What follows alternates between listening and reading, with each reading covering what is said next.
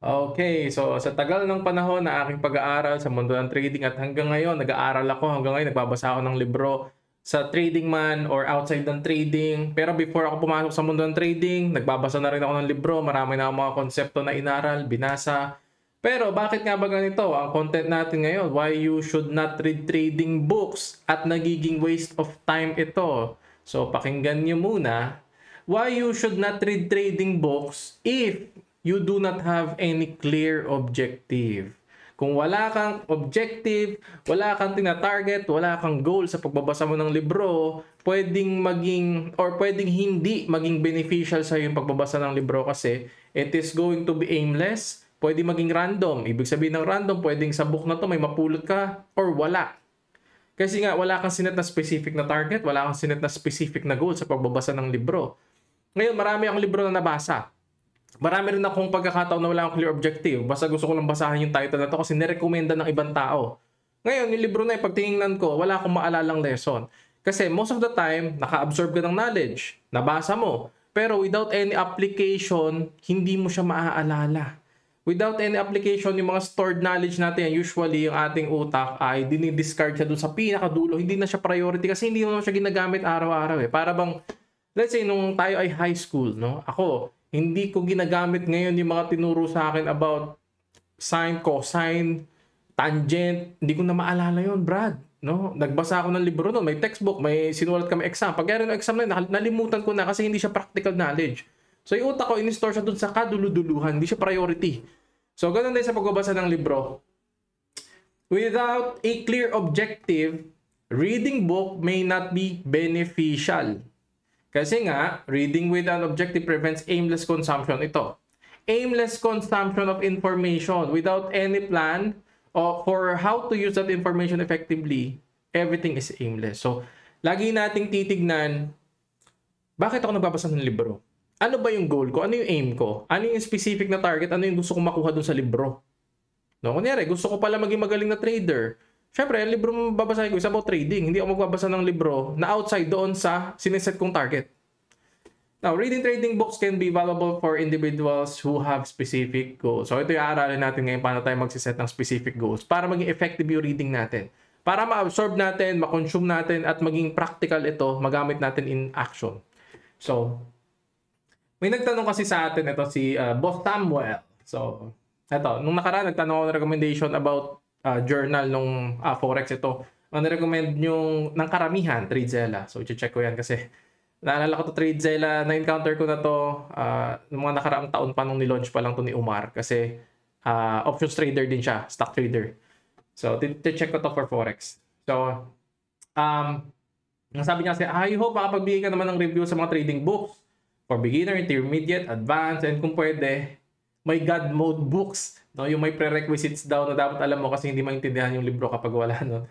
So ayan, gusto niya magbigay ako ng review ng beginner, intermediate, advanced, at God mode daw. So naisip ko magandang topic to.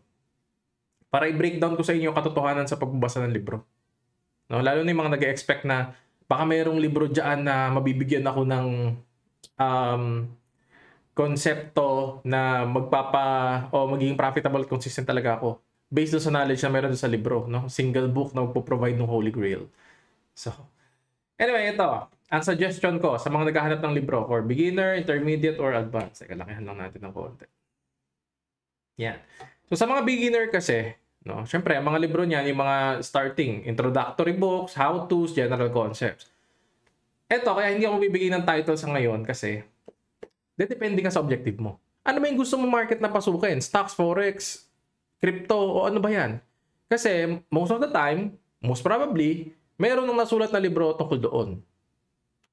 So, kung hindi mo alam, ano ba yung pinakaiba ng Forex, stocks, crypto, aralin mo muna, maghanap ka ng general concept na book na mag-i-introduce sa'yo nung mga market na yon.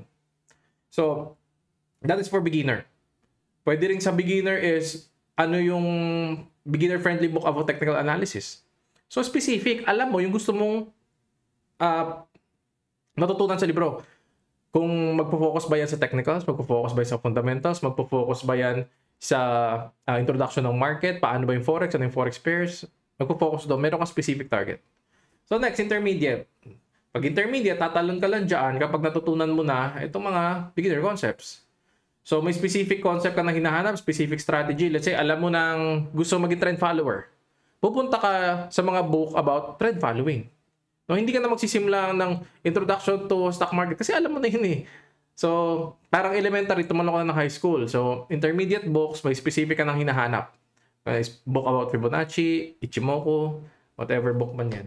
And then, sa mga advanced concept, ito na yung mastery. Mastery, in-depth, detailed. Kung sino yung mismong pinaka leader, peak performer doon sa a specific strategy na yon, ay yung pa-follow mo kung meron siyang book na ni-release. Or let's say, ito nga, kuya, Elliott Wave. Gusto ko siyang matutunan in-depth. Meron mga books na nasulat about dyan, or yung kung paano gagawa ng algorithm. No, napakaraming mga advanced books na pwede nyo makita. Pero usually kasi yung mga talagang users ng mga concepts na yon, pwede may mga mentoring sila online. Kasi yung books parang ano yun eh. Traditional na, lalo sa mundo ng trading, hindi na siya masyadong ganun ka medium na ginagamit para mag-explain ng mga in-depth na detalye. Kasi mas madali na maintindihan ko nasa video explain ko sa yung chart, i-walk through kita, no? So, ayun yung para sa akin. That's my opinion about this. Kung maghahanap kayo ng mga in-depth or detailed na strategies or concepts. Pero marami pa rin kayong makikita ng mga books sa iba't ibang concepts. And then yung God mode daw, ito yung sabi niya God mode books, may prerequisite. Usually may mga prerequisite na book lang naman is parang ano yan eh. Kunyari, mga fictional books. Kunyari, si Harry Potter. Nasa Harry Potter na ano yung pang-apat na release, Prisoner of Azkaban ba yun? Maintindihan mo yung kwento pag binalikan mo yung mga naunang libro. So, may mga volume. So, pwede, kung may sinusundan ka author, let's say may Elliott Wave nga, may author kang sinusundan, nag-release siya ng iba't ibang volume. So, babasahin mo na yung volume 1, volume 2, volume 3, pagkakasunod niya, chronological order. No? So, tingin ko, ayun, wala naman akong na-encounter God mode book na may prerequisite, no? Especially libro na yun bago ma-unlock mo yung... Siguro, pag nasa in-depth detail ka ng advanced and master, kuya, Elliott Wave, hindi mo naman ito maintindihan kung hindi mo pa alam paano mag-plot sa chart eh. So, kailangan technical analysis, ayun yung prerequisite nitong book na ito. Something like that. So, ayun ang paunang sagot ko rito sa question na ito. Now, how to find the best book to read? Ano ba yung dapat kong basahin? Ano yung dapat mong basahin? Kasi ano yung dapat na, hindi na ako masyadong i-recommenda ng libro ngayon. So, number 1, para makita mo yung perfect book na babasahin mo sa pagkakataon na ito. So, kung naghahanap ka ng libro, determine what aspect of trading you're interested in.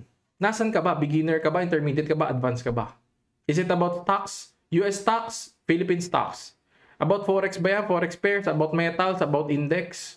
About options trading ba yan? About futures trading? About technical analysis ba yan? Sentiment analysis? Fundamental analysis? Tapos nasa trading psychology ka na ba? Ito sa trading psychology malawak to guys. May mga book akong binasa na hindi siya particularly for trading. Pero marami yung concept na nakuha. Kasi psychology in general, nasa human biology yan eh. So papasok na doon, nasa anatomy ka na, biology ka na. Nasa mga parts ng brains. Diyan na papasok yan.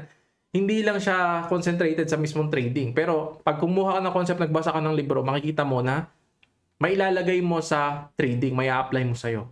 So, define mo yung goal. Ito yung pinaka-importante. Babalik ka din sa tanong kanina, di ba? Anong goal? Review daw ng book. Ito may mga levels.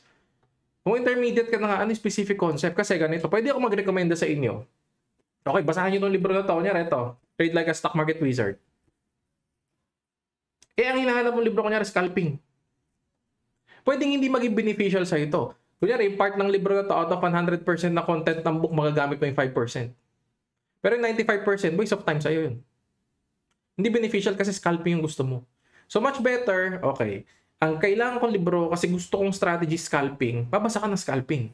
Pag nirekomendahan kita ng swing na libro, o kaya trend following na libro, ubus oras mo doon, waste of time. Hindi kasi nun mapufulfill yung iyong goal. Hindi mo may hit yung target mo doon. Wala kang makukuha kahit na ano.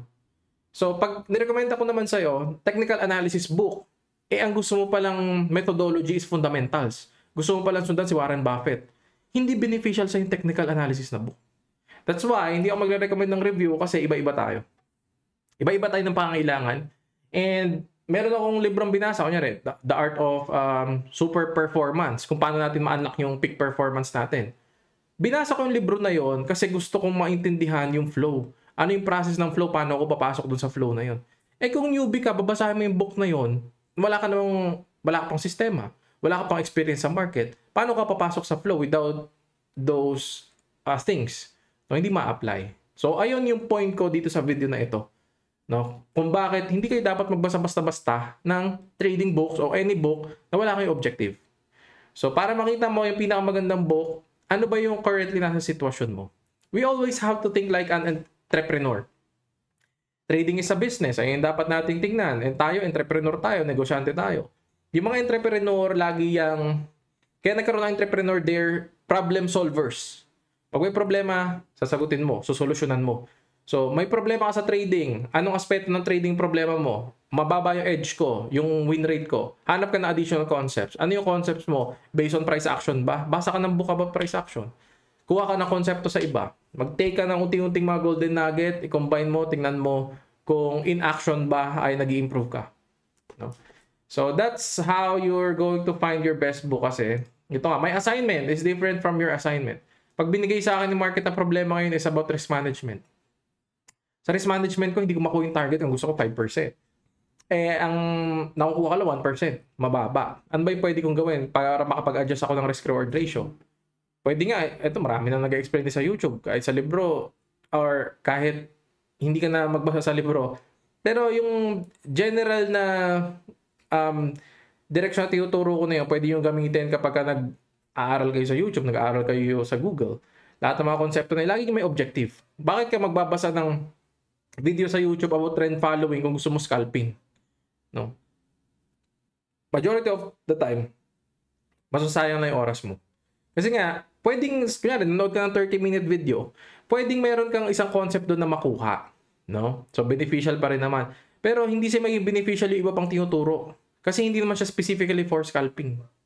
No? So, ayun yung pinapoint out ko. Pero lahat naman ng yan, kunting-kunting mga nuggets na yan, magagamit mo pa rin. Again, sa aking journey, sa matagal na panahon pagbabasa ko ng libro, may mga books, napakarami ako nakuha. May mga books na wala akong maalalang lesson kasi nga wala akong practical use. Doon tayo pupunta sa susunod kasi reading lots of books will make you a great reader. Not a great trader. Hindi ibig sabihin na masyado kang maraming alam vocabulary. Kasi may mga trader ako nakikita, mabulaklaking bibig. Marami silang alam na terms, terminology. Pero hindi man sila magaling na trader. Meron maraming nabasa ng libro. Lahat ng volume ng libro na yun, nabasa ko yan. Pag nagbasa kasi ng libro, nakaka-earn ka ng knowledge. Nakaka-earn ka ng maraming concept. That is what we call theoretical. Theoretical inside your brain, that is knowledge. So, lagi nating tatandaan na knowledge doesn't equate to power.